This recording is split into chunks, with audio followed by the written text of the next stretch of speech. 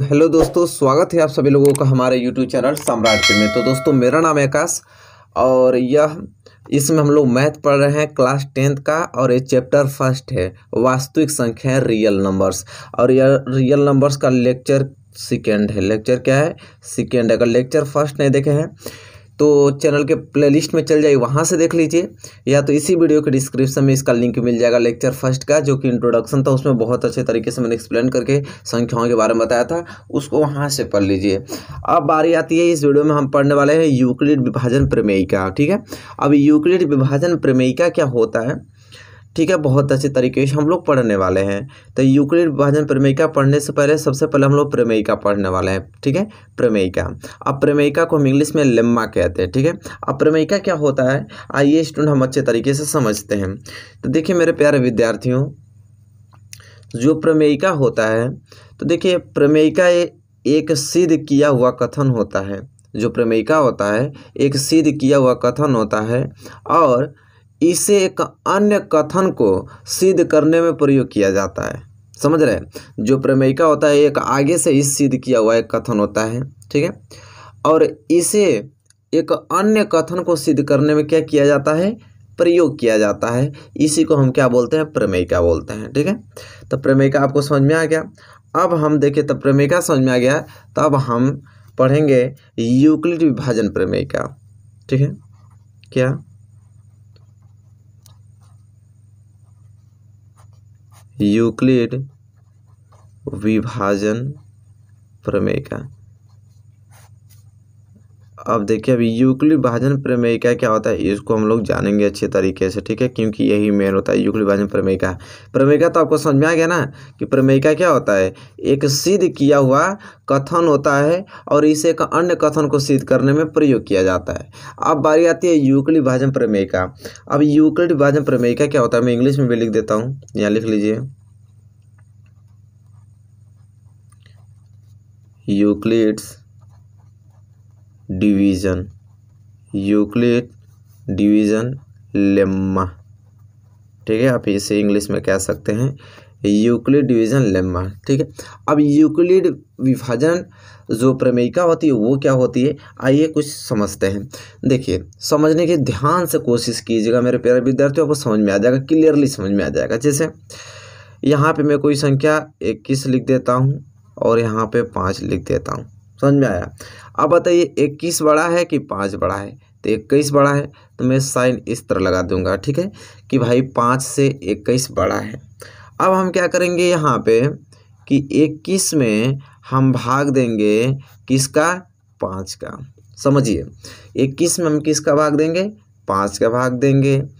तो ये कितने बार जाएगा, तब 5 चौको 20, 5 चौको 20, यहाँ बच गया आपका 1 और 2 से 2 कैंसिल हो गया। ठीक है, अब देखिए इतना में हम लोग यूक्लिड विभाजन प्रमेयिका लगाएंगे। तो यूक्लिड विभाजन प्रमेयिका क्या कहता है स्टूडेंट, देखिए यूक्लिड विभाजन प्रमेयिका जो होता है यही होता है कि भाज्य बराबर क्या होता है, भाज्य बराबर भाजक गुणे भागफल और धन शेष, धन शेष। ठीक है मेरे प्यारे विद्यार्थियों, अब भाज्य जैसा कि सभी लोग मालूम है, ठीक है, कि देखिए ये जो जितनी बार भाग जाती है स्टूडेंट, इसे हम बोलते हैं भागफल। क्या बोलते हैं मेरे प्यारे विद्यार्थियों, भागफल बोलते हैं। और जिससे हम भाग देते हैं, जिससे हम भाग दे रहे हैं, इसे हम बोलते हैं भाजक। क्या बोलते हैं, भाजक बोलते हैं। और जिसमें भाग देते हैं, मतलब 21 में भाग दे रहे हैं, तो इसे बोलते हैं भाज्य। क्या बोलते हैं, भाज्य। और जो यह बचता है, ये तो सभी लोग जानते हैं कि यह है आपका शेष। क्या है, शेष फल। ठीक है, तो भाज्य बराबर भाज्य गुणे भागफल प्लस शेष। तो भाज्य यहाँ पे क्या है, 21। अगर 21 आपको लाना है तो भाजक 5 और गुणे भागफल 4, 5 में 4 को गुणा करने के बाद शेषफल इसमें 1 जोड़ना पड़ेगा, तो 21 के बराबर आ जाता है। ठीक है, तो समझ में आ गया आप लोगों को ये चीज़ें। अब यूक्लिड विभाजन जो प्रमेयिका वो क्या कहता है, तो बात को ध्यान से समझने की कोशिश कीजिएगा। देखिए यूक्लिड विभाजन प्रमेयिका एक ही बात को कहती है, और वो बात यह है स्टूडेंट कि देखिए यहाँ पे शेषफल 1 बच गया है, शेषफल 1 नहीं बचता अगर ये पूरा पूरा कट जाता तो शेषफल क्या बचता, ज़ीरो बचता।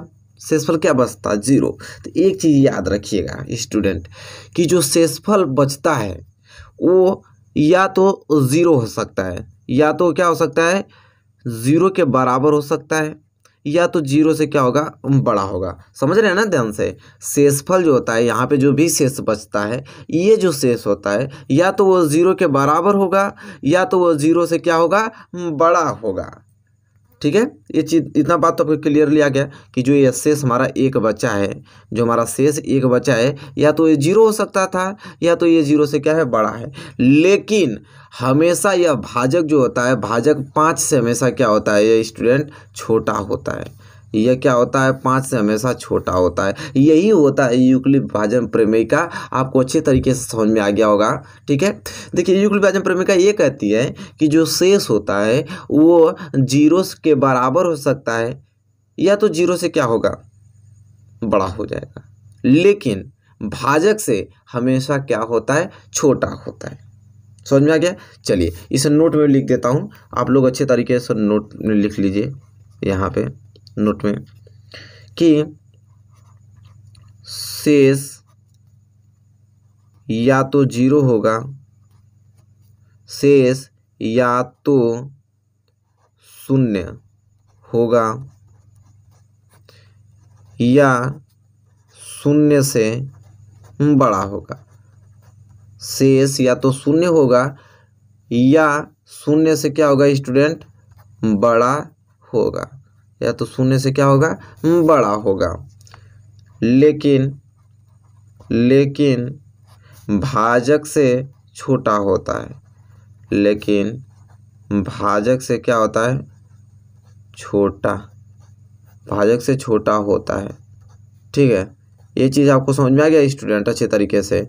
ठीक, अब इसी तरह को लिखने का तरीका, इसी चीज़ को जो हम बताए हैं यहाँ पे आपको समझाए हैं, इसी को लिखने का तरीका बस अलग हो जाता है। कैसे, इस तरह यूक्लिड विभाजन प्रमेय को इस प्रकार दर्शाया जाता है कि कोई मान लीजिए संख्या ए है और ये कोई संख्या बी, ये जो दोनों हैं ये धनात्मक पूर्णांक हैं। ये क्या है, कोई संख्या धनात्मक पूर्णांक है, मतलब इसी चीज़ को हम लिख रहे हैं इसमें। ठीक है, ये दूसरे क्या है, धनात्मक पूर्णांक है। और ए और बी में हम देख रहे हैं कि ए जो है वो बी से क्या है, बड़ा है।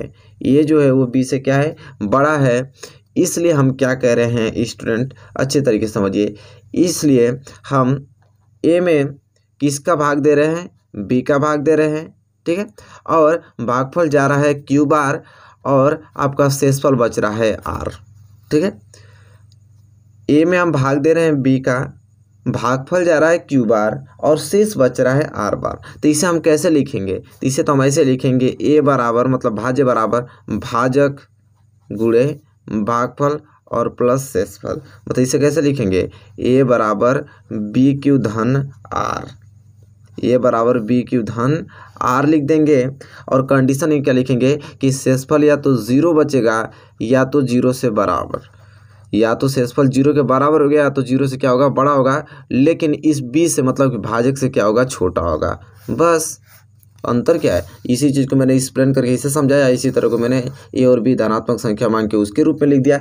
बस स्टूडेंट यही आपका कहलाता है, यही कंडीशन जो लिखने का तरीका है। ए बराबर बी क्यू प्लस आर और शेषफल या तो जीरो होगा या तो जीरो से बड़ा होगा, परंतु बी से हमेशा छोटा होगा। यही चीज़ आपका, यही कंडीशन आपका कहलाता है यूक्लिड विभाजन प्रमेय का। ठीक है, तो यहाँ पर लिखेंगे यही आपका क्या है, यूक्लिड विभाजन प्रमेय का है, यूक्लिड विभाजन प्रमेय का है। तो समझ में आ गया ना, यूक्लिड विभाजन प्रमेय का ही है, ये आपका यूक्लिड विभाजन प्रमेय का ही है। तो अब आपको क्लियर समझ में आ गया ना, कोई दिक्कत, 1% दिक्कत नहीं, कितना नॉर्मल चीज़ है। अच्छे तरीके से हम लोग को समझ में आ गया, आप लोगों को एकदम अच्छे तरीके से समझ में आ गया होगा। तो आपको यूक्लिड विभाजन प्रमेय का आपको अच्छे तरीके से समझ में आ गया, बिल्कुल आ गया होगा। ठीक है, कोई डाउट नहीं होगा, 1% आपको डाउट नहीं होगा इस चीज़ में कि आपको कोई दिक्कत हो। ठीक है, ये चीज़ आपको समझ में आ गया ना यूक्लिड विभाजन प्रमेय का, कोई दिक्कत मेरे प्यारे विद्यार्थियों नहीं। अब इसे लिखने का तरीका होता है, तो इस स्लिप में आपको बताऊं, ठीक है। अब इसे लिखा कैसे जाता है, आप नोट बेहतर बना रहे हैं नोट, तो मैं सब कुछ आपको क्लियरली समझाता चलूँगा। तो देखिए इसे लिखने का तरीका होता है। अब वो तरीका क्या होता है, तो देखिए कैसे लिखते हैं। तो इसे इस प्रकार लिखा जाता है, मैं यहाँ लिख रहा हूँ, आप लोग नोट कीजिएगा। इसे इस प्रकार लिखा जाता है कि दो धनात्मक, मतलब कि जो चीज़ हम लोग दर्शाएं उसी को लिखना होता है। तो इस तरह लिखते हैं कि दो धनात्मक पूर्णांक, ठीक है, दो धनात्मक पूर्णांक ए और बी, यही तो दो था, दो धनात्मक पूर्णांक ए और बी दिए रहने पर, ठीक है, दो धनात्मक पूर्णांक ए और बी दिए रहने पर, कामा ऐसी अद्वितीय,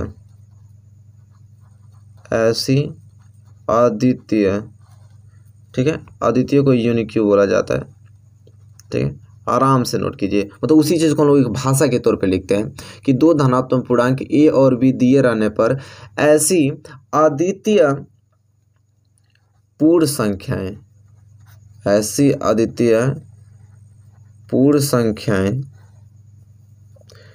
Q और R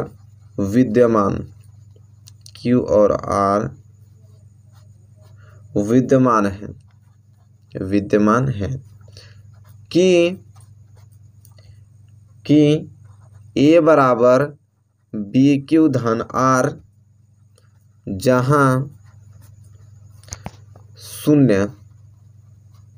जहाँ क्या शून्य R से छोटी या बराबर है, जो शून्य R से क्या है, छोटी या बराबर है, और यहाँ लिखेंगे और R जो है B से छोटा है। बस इसी चीज़ को इस प्रकार लिखा जाता है। मेरे प्यारे विद्यार्थियों, आपको समझ में आ गया। जो कंडीशन में यहाँ पे लिखा हूँ वही तो चीज़ है, जो कंडीशन में आप लोगों को बताया हूँ तो वही चीज़ तो है कि ए और बी दो धनात्मक पूर्णांक है, तो वहाँ पे कंडीशन निकलता है ए बराबर बी क्यू प्लस आर, और जो आर है वो 0 के बराबर है या छोटा, परंतु बी से क्या है, छोटा है।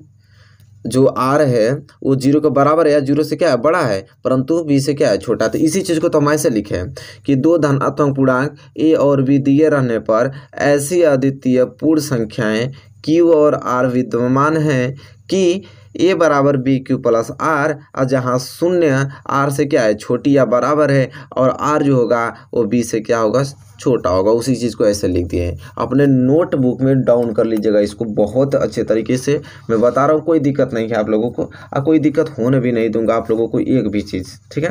तो ये चीज़ आपको समझ में आ गया ना, यहाँ तक कोई दिक्कत नहीं, ठीक है। अब मेरे प्यारे विद्यार्थियों, अब हम लोग को अगली टॉपिक क्या पढ़ना है, यूक्लिड विभाजन एल्गोरिथम। अब नेक्स्ट हेडिंग आप लोग डालिए, यूक्लिड विभाजन प्रमेय का समझ में आ गया ना आप लोगों को। अब हेडिंग आप डालिए यूक्लिड विभाजन एल्गोरिथम, यह नेक्स्ट हेडिंग है। अब यूक्लिड विभाजन एल्गोरिथम क्या होता है, इसको हम लोग अच्छे तरीके से पढ़ेंगे हम प्यारे विद्यार्थियों। यूक्लिड विभाजन एल्गोरिथम इंग्लिश में भी लिख देता हूँ, ठीक है, लिखिए इंग्लिश में। यूक्लिड्स विभाजन को क्या बोलते हैं, डिवीज़न, ठीक है, यूक्लिड डिवीज़न और एल्गोरिथम्स,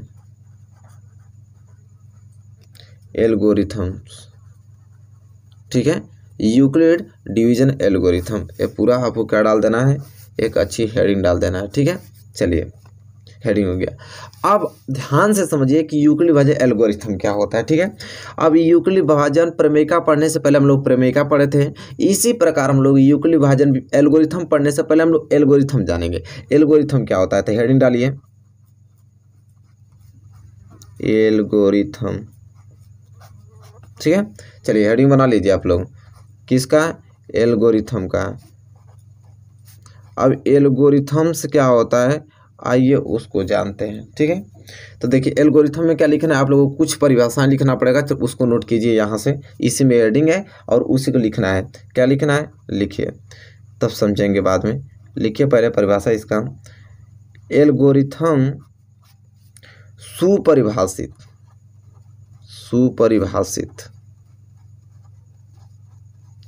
एल्गोरिथम सुपरिभाषित चरणों की ये मैं नोट बनवा रहा हूँ आप लोगों को ना, एक बेहतर एल्गोरिथम सुपरिभाषित चरणों की एक श्रृंखला को इंग्लिश में क्या कहते हैं? सीरीज। ठीक है, एक श्रृंखला होती है।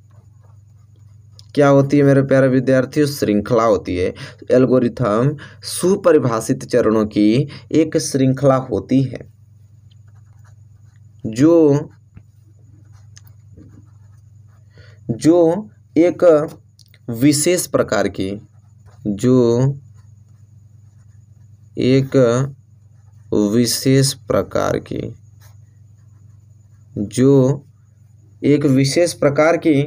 समस्या को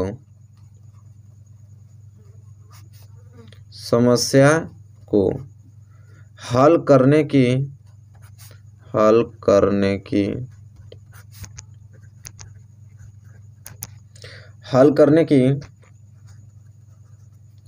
एक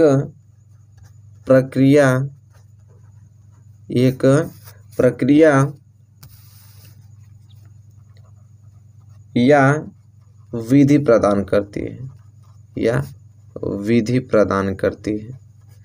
या विधि प्रदान करती है। ठीक है, समझ में आ गया आप लोगों को ये बात अच्छी तरीके से। अब एल्गोरिथम क्या होता है, ध्यान समझिए कि एल्गोरिथम सुपरिभाषित चरणों की एक क्या होती है? श्रृंखला होती है जो एक विशेष प्रकार की समस्या को हल करने की एक प्रक्रिया या विधि प्रदान करती है। अब ये मैटर रख रहा है कि एल्गोरिथम सुपरिभाषित चरणों की एक क्या होती है? श्रृंखला। चरणों मतलब कि एल्गोरिथम क्या होता है? एक स्टेप होता है। ठीक है, एल्गोरिथम क्या होता है? स्टेप।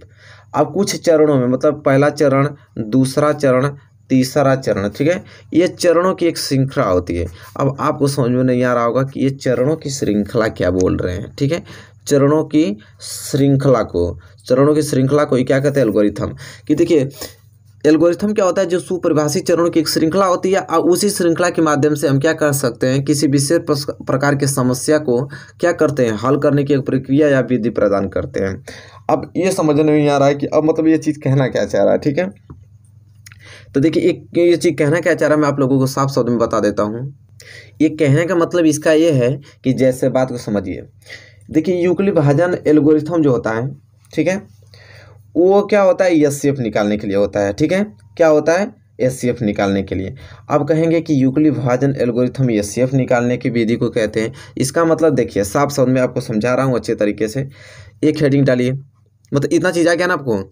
मतलब परिभाषा यह था कि एल्गोरिथम सुपरिभाषित चरणों की एक श्रृंखला होती है जो एक विशेष प्रकार की समस्या को हल करने की प्रक्रिया या विधि प्रदान करती है। एक जस्ट उसी के लिए हेडिंग डालिए तब समझ में आएगा आपको। हेडिंग डालिए यूक्लिड डिवीजन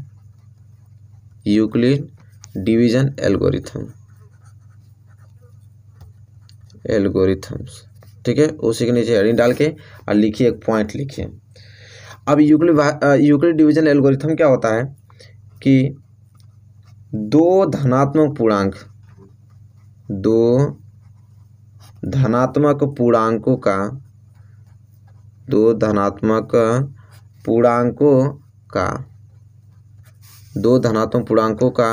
HCF को हम क्या कहते हैं? मस। दो धनात्मक पूर्णांकों का मस निकालने की विधि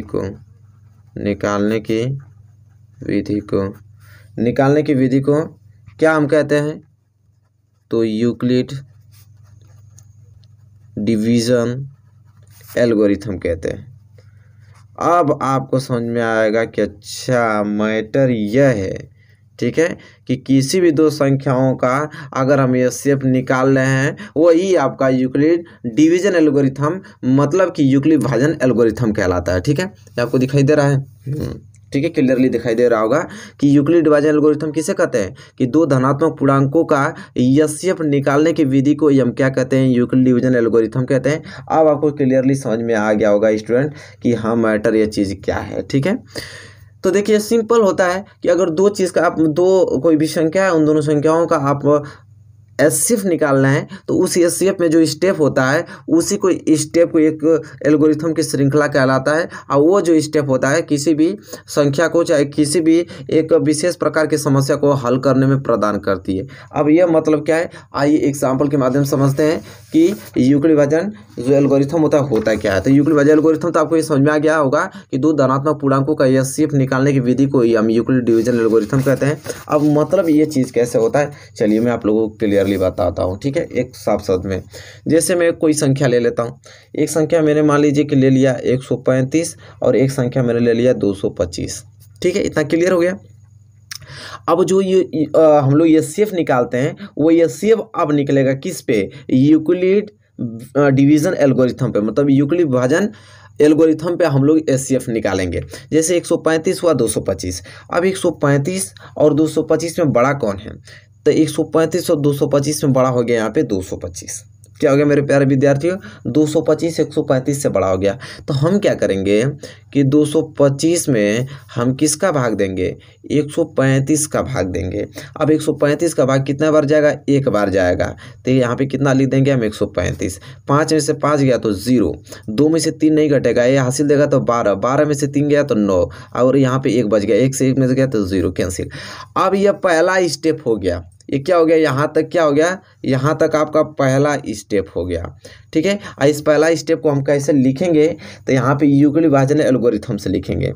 तो यहाँ पे हेडिंग डाल लीजिएगा यूक्लिड विभाजन एल्गोरिथम, क्योंकि यूक्लिड विभाजन एल्गोरिथम ये सिर्फ निकालने को ही तो कहते हैं। तो यूक्लिड विभाजन एल्गोरिथम, अब यूक्लिड विभाजन एल्गोरिथम हेडिंग डाल दिया। अब यूक्लिड विभाजन एल्गोरिथम को कैसे लिखेंगे, तो इसका फार्मूला सेम वही होता है यूक्लिड विभाजन प्रमेयिका वाला कि भाज्य बराबर भाजक गुणे भागफल, गुणे क्या भागफल, और धन यहाँ पे क्या हो जाएगा, शेषफल हो जाएगा स्टूडेंट। अब इसका मतलब क्या होता है, अब इसी चीज़ को लिखना है। तो भाज्य यहाँ पे क्या है, मैं आगे ही बता दिया हूँ 225 बराबर भाजक कितना है 135 और गुणे भागफल कितना है 1 और शेषफल कितना है 90। बस लिखना होगा यहाँ पे, शेषफल को मैं किससे डिनोट करता था, आर से। तो यहाँ बस एक पॉइंट लिखना होगा कि जो आर है वो 0 के बराबर अभी नहीं है, क्योंकि आर अभी 0 कहाँ आया, नहीं आया ना। तो यहाँ लिखेंगे जो आर जो है 0 के भी बराबर नहीं है। अब ये पहला स्टेप हो गया।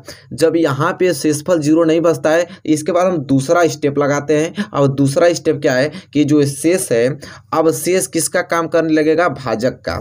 ठीक है, और यह जो भाजक है किसका, भाज्य का काम करने लगेगा। अब हम 135 में 90 का भाग देंगे। ठीक है, तो कितना बार जाएगा, 90 एकम 90, एक बार जाएगा। यहाँ से 5 बच गया, 9 4 13, यहाँ से 4 बच गया, मतलब यहाँ बच गया 45। अब यहाँ से लेके स्टेप दूसरा हो गया, क्या हो गया, स्टेप दूसरा। तो वही तो चीज़ था आगे हम लोग पढ़ रहे थे एल्गोरिथम, कि एल्गोरिथम क्या होता है। तो एल्गोरिथम सुपरिभाषित चरणों की एक श्रृंखला होती है। तो पहला चरण या दूसरा चरण, ऐसे ऐसे जब तक सॉल्व नहीं होगा तब तक चरण अपना तीसरा चौथा चरण बनाते रहेंगे, और एक आपका एक समस्या इसी को तो हल हम कर रहे हैं। तो वही एल्गोरिथम कहलाता है स्टूडेंट। और यूक्लिड विभाजन एल्गोरिथम क्या होता है कि दो संख्याओं का एचसीएफ निकालना यूक्लिड विभाजन एल्गोरिथम कहलाता है। अब देखिए शेषफल 0 नहीं बचाना, अब इतना में फिर हम क्या लगाएंगे, यूक्लिड विभाजन एल्गोरिथम लगाएंगे।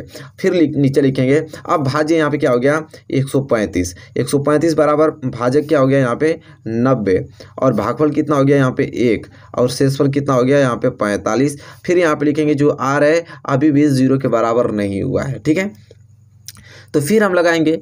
अब यह 45, अब 90 में हम किसका देंगे, 45 का भाग यहाँ पे। अब 90 में किसका, 45 का देंगे। तब 45 दूनी के क्या हो जाएगा 90 और यह शेषफल कितना बच गया 0। अब यहाँ पे यूक्लिड विभाजन एल्गोरिथम में लिखेंगे हम लोग कि भाज्य यहाँ पे क्या है 90।